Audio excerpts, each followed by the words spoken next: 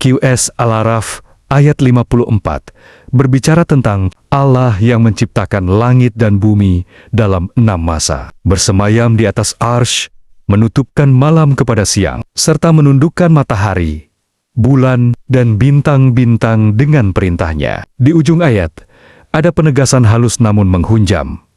Ingatlah, miliknya penciptaan dan perintah.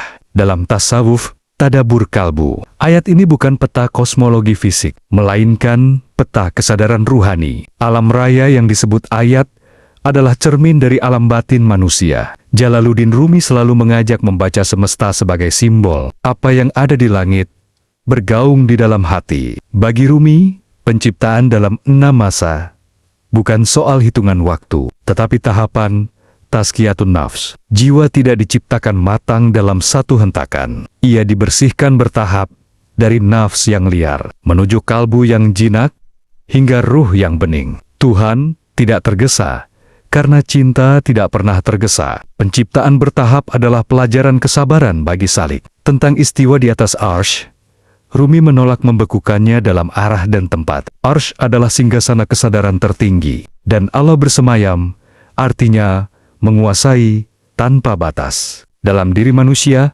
arsy itu adalah kalbu terdalam. Ketika kalbu disucikan, kehendak Allah tampak mengatur hidup. Bukan karena Tuhan baru datang, tetapi karena hijab telah disingkirkan. Pergantian malam dan siang dalam ayat ini, menurut Rumi, adalah tarian antara gaflah dan sadar, antara lupa dan ingat. Malam menutupi siang. Siang mengejar malam seperti keadaan batin manusia yang kadang terang oleh dizikir, kadang gelap oleh nafs. Orang arif tidak panik pada malam batin, karena ia tahu cahaya selalu mengejar. Matahari, bulan, dan bintang adalah simbol daya-daya dalam diri, akal yang menerangi, rasa yang menyejukkan, dan intuisi yang membimbing. Semuanya ditundukkan dengan perintahnya. Artinya, semua potensi manusia tunduk sepenuhnya hanya ketika ego dilebur. Selama nafs merasa berkuasa, kosmos batin kacau. Puncak ayat ini ada pada kalimat